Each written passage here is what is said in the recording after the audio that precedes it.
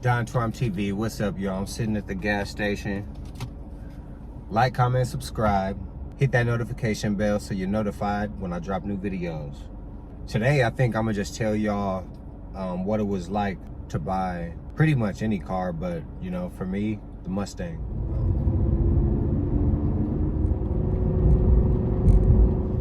Originally, when I was looking for cars, I was looking for a Charger. You know, so I'm checking out Craigslist, I'm on Carvana, I'm on CarMax, I'm on the Ford website and all this. I mean, no, not the Ford website, but like all the dealerships, bro. I started off looking through Carvana and CarMax. I was trying to find a Charger when I first started looking, because before I had driven any of them, I just thought that the Charger was just the one for me. Thinking about it now, I'm glad I didn't do that, because I actually like the Charger the least out of all the ponies, you know.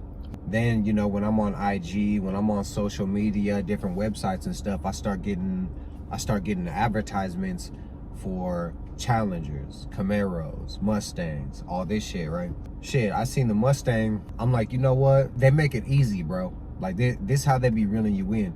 And they make you feel like all you gotta do is just these few simple steps and you can get this car. So, you know, I sent them the little message like, yeah, I'm interested in this. Like, you know, contact me about this car. And they did. They hit me up. They're like, yeah, you know, you're interested in the Mustang. And so, you know, we went over numbers. This is all over the phone, bro. Like, I do this shit online. They contact me on the phone. And they're like, yeah, so how much do you make? Are you full-time? You part-time? Where do you live? Do you rent? They start asking me all this shit, right? So I do all that, and she's like, okay, so we have you approved for $2,500 down payment.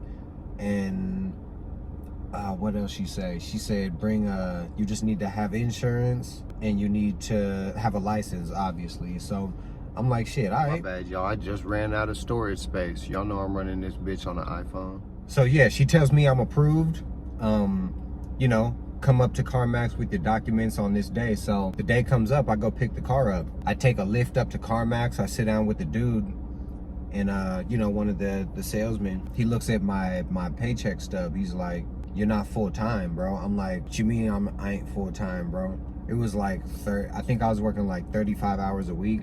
This dude was talking to me like, you need to have at least one job where you working 40 hours. I'm like, bro, I work like fucking 70 hours a week, bro. Like, I got 2 jobs. Legally, I'm not even sure how that's really supposed to work. I'm not a fucking car salesman, you feel me? But I'm like, man, you a bitch, nigga. You a hater, nigga. That's, in my head, that's what I was thinking, bro. Like, bro, you a hating ass nigga, bro. You just don't want to see a nigga shine, bro. You know, sometimes you go to places and that's just how people be. It really feels like that a lot when you go to the DMV. I'm to the point now to when I go to the DMV, I go overkill with the paperwork, bro. I show up in a suit with a briefcase full of documents at the motherfucking DMV nowadays. Like, y'all motherfuckers, any little reason you give them to deny you for something, they gonna jump all over that shit, bro. So you gotta go overkill with your documents.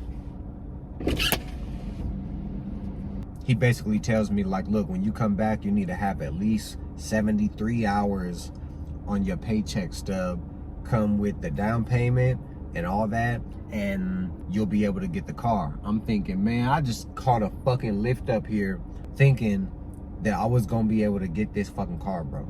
Now I'm like, damn, I wasted money on the lift. Now I gotta lift back home and still drive a piece of shit back and forth to work and shit, getting around and all that. So I'm like, man, this is some bullshit, bro. So I'm like, all right, I'm coming back in 2 weeks with my next paycheck stub, bro. But they had already been holding the car because I was working so much, it took me like a month just to come into this appointment. They had been holding the car for so long. I'm like, well, shit, can you hold it for another fucking 2 weeks, bro? They actually held on to this car about a month and a half for me, which is cool of them, you feel me? Because it definitely would have went. I went to work and I told my job, look, I need to come in an hour early every fucking day.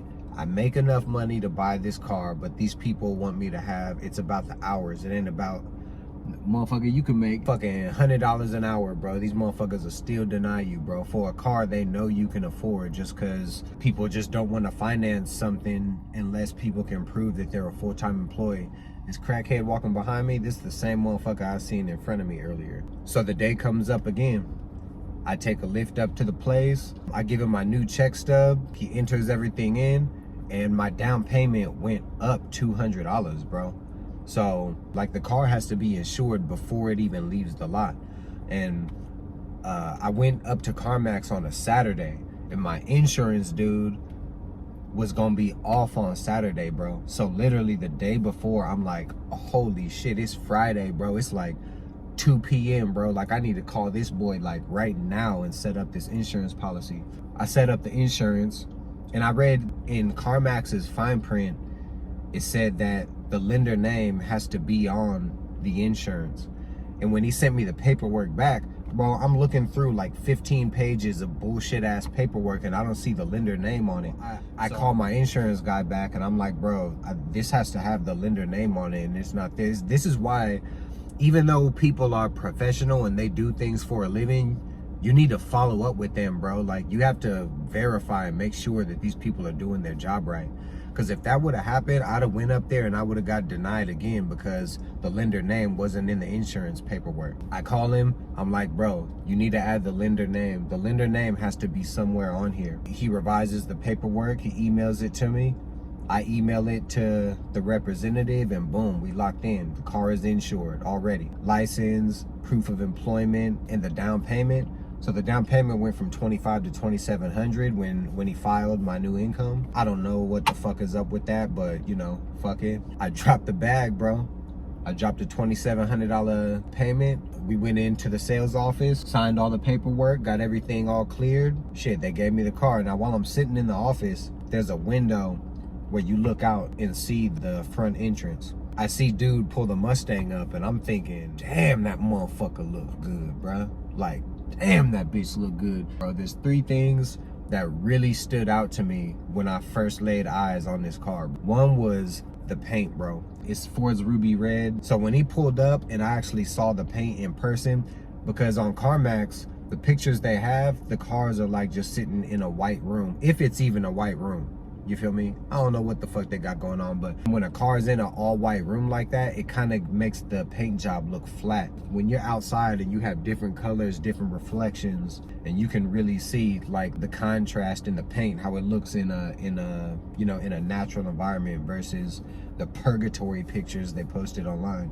So the first thing I noticed was, damn, this is a clean ass paint job, like way more saturated. The metal flakes, it's pretty flaky, like especially when you see it in the sunlight, it just glistens, bro. It's real nice. It's actually the thing that people bring up the most when they talk to me about this car, bro. Everyone is always talking about the paint job. Second thing is when he opened the door, it was real dark and it felt luxurious, bro. I mean, you see the seats are all leathers, leather interior, but when I looked in here for the first time, I was like, damn, like this shit hard. When you see black leather, but when it's pictures and when it's all white outside, the picture will make the leather come off a little grayish. When he opened the door, I was like, yeah, this motherfucker hard, bro. Like, this shit hard. I sat in the driver's seat, and the hood of this fucking car, bro, you would think you were in a goddamn boat. It's crazy how a car so small can feel so big from this position. Like, when I sat in this car the first time, bro, I was just thinking, damn, this is a big ass hood, bro. It's like the hood just keeps going and going, and the hood feels huge, bro. Feels like it has a